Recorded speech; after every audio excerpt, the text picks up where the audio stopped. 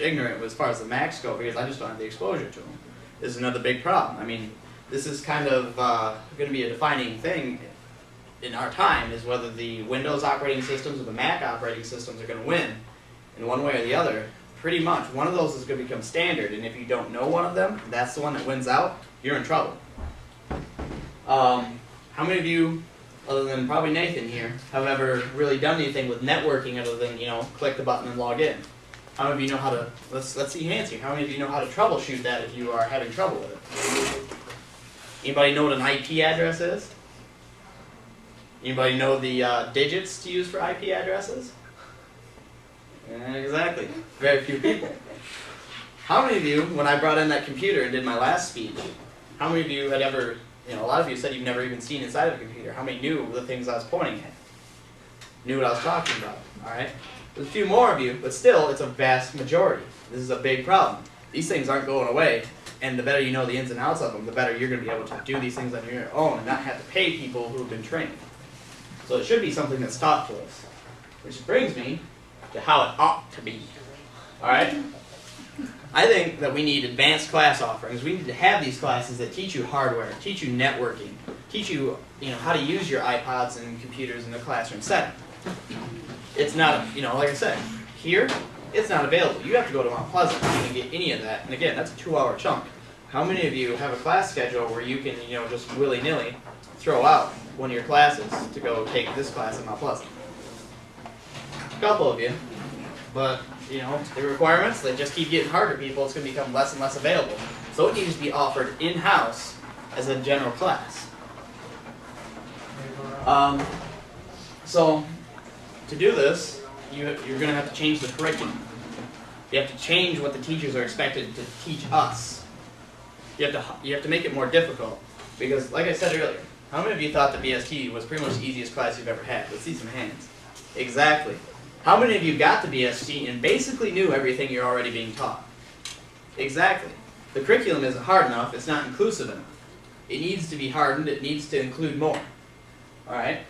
The teachers need to start, accepting these things. I think everybody here can think of a few teachers that are pretty backwards as far as this whole technology thing. Most of you probably thinking of the same teachers I am that not quite sure if the computer's turned on or not most of the time. That's a big problem. And these are educators who are supposed to be teaching us things, and we know more about it than they do. That's a big, big problem. This, like I said, this is something that's just going to become more and more prevalent. This is going to become more and more important, and it's not being taught. Nothing's being done about it in the schools. So what we need to do, as our generation becomes the teachers of tomorrow, is we need to understand these tools, and we need to start accepting them. Banning them from schools outright is pretty much a crying shame, because they are very powerful tools. There's a lot you can do with them, and you can really advance your curriculum by doing this. Think about this. Think about all the textbooks you have, the thousands and thousands of dollars the schools have to pay for these textbooks, and they are easily damaged and destroyed and lost, and et cetera, et cetera. Not to mention the strain it's putting on you having to carry around those, 5-pound textbooks everywhere all the time. Pain in the butt. Now, if they go digital with these things, you have your iPhones and your iPads, because, eventually everybody's going to have one of these things. They start putting these in digital format. Well, you just took something that used to weigh 5 pounds, and you can get 70 of them in a, like a 6-ounce little iPhone or iPad. So there's a lot you can do with it. It's going to be cost-effective for people to start doing things like this. It's going to be important because it's going to help our environment, and it's going to help people get used to this new age in which we live with all the technology. And as far as the cell phones and everything, the more we're connected, the more the sharing of information is made easy by us, the easier it is on the teachers. How many of you go into a math class and you have to ask, you have to wait for the teacher to get in there, then you have to ask them all these questions about your homework, and it takes time. Let's see some hands. How many of you have, Alright, so pretty much everybody. Now imagine if you are used to communicating with your math group, and you can ask somebody, hey, can you help me out with problem 13? And online, they can go through and they can show you exactly what you have to do. Wouldn't that be a lot easier? Wouldn't that be a lot more time effective? Imagine how much more curriculum you could fit in if you're not taking half of your class hour every day and you're answering questions about what's already been done.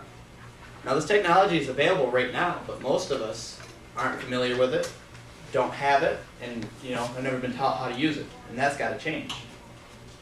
So I hope, for those of you who are going to be teachers out there, this has kind of opened your eyes, and I'm pretty sure most of you are already aware of this problem and these tools that are out there.